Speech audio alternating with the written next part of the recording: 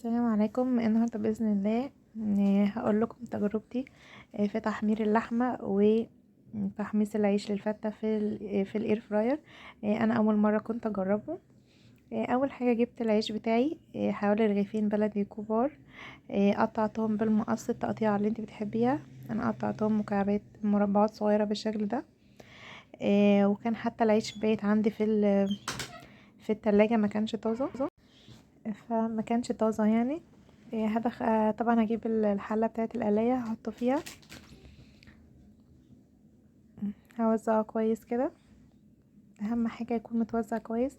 انا مش هستعمل حاجه غير بخاخه الزيت، وهرشه الاول شويه ملح بفلفل كده رشه بسيطه.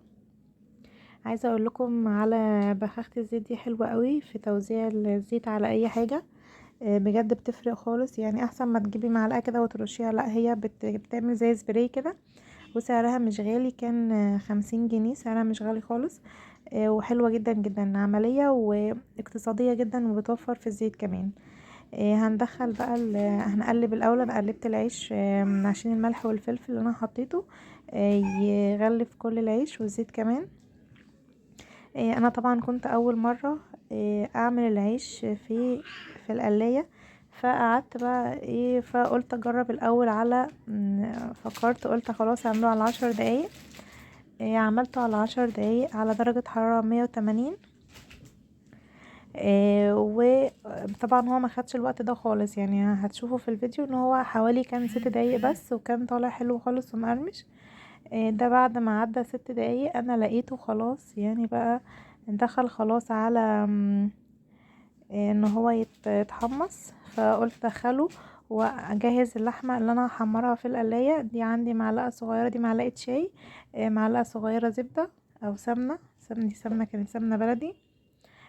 وهرش عليها ملح بفلفل طبعا، رشه صغيره جدا من الملح والفلفل.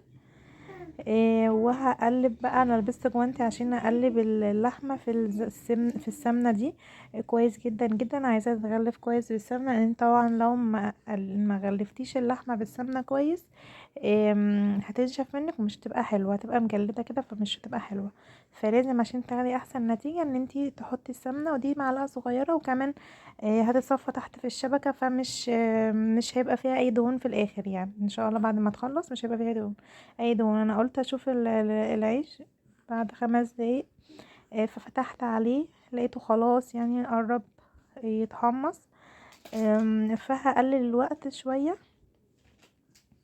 وهدخله تاني. بالنسبة لي عايز اللون شوية صغيرين كمان.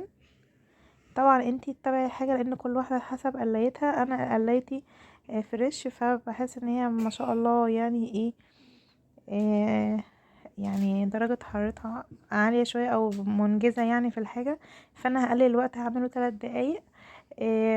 وبعدين هفتح عليه برضو قبل ما ال3 دقايق خلصوا، كان لسه دقيقة. ففتحت عليه لقيته خلاص اتحمص كده، فانا مش هكمل الوقت. فتقريبا كل الوقت معايا اللي خدته في تحميص العيش كان 6 دقايق بالظبط. تمام، انا خلاص كده هو بالنسبه لي حلو جدا. شايفين مش شارب اي زيت ولا في اي حاجه، وطعمه حلو خالص خالص. كان خفيف ولذيذ، من احسن المرات اللي عملت فيها عيش للفته. بجد كان الولاد قاعدين ياكلوا منه كده، كانوا حابينه جدا من غير اي حاجه. هجيب بقى اللحمه بتاعتي هحطها على طول كده بعد العيش. وطبعا القلايه كانت سخنه. هرصها. القلاية بتاعتي دي 5.5 لتر، ما شاء الله كبيرة. انا حاطة فيها حوالي ده يعني اكتر من نص كيلو بشوية لحمة، فمش باين فيها اصلا لانها ما شاء الله عليها بتاخد كمية كبيرة. يعني لو انت عندك 2 أو 3 كيلو لحمة هتعمليهم في مرة واحدة وهتطلع حلوة جدا. تمام. انا هوزع يعني بوسع الحتت من جنب بعض عشان الهواء يدخل جواها ويحمرها كويس. انا هعملها على 4 دقايق بس، هي طبعا مش هتكمل 4 دقايق برضو. هتشوفوا في الفيديو ان هي خدت 3 دقايق بس، وكانت متحمرة كويس جدا. انا هظبط الوقت على 4 دقايق بس، هخلي درجة الحرارة 200 عشان طبعا كل ما كان درجة الحرارة اعلى الحاجة ما بتنشفش مننا. درجة الحرارة الهادية بتنشف الحاجة. هنفتح عليها تاني بعد ما عدى 3 دقايق ونشوفها، هنلاقيها خلاص كده. لونها بقى كويس جدا. فكده لونها تمام قوي. والسمنة طبعا الزيادة نزلت تحت في الحلة. فخلاص كده بالنسبة لها اللون، بالنسبة لي اللون كان كويس، وهو الكاميرا ظبطها شوية. انا هحاول بس ابين لكم اللون. شايفين حلوة جدا ازاي. بجد من احسن المرات واخف المرات اللي اكلنا فيها، فتة كانت تحفة بجد. انا هدخلها بس ثانية كمان ان هي تاخد بس تشميعة من الناحية التانية، ان انا قلبتها الناحية التانية فطلعت حلوة جدا زي ما انتم شايفين اللون. وهغرف الفتة واوريها لكم بقى في الاخر.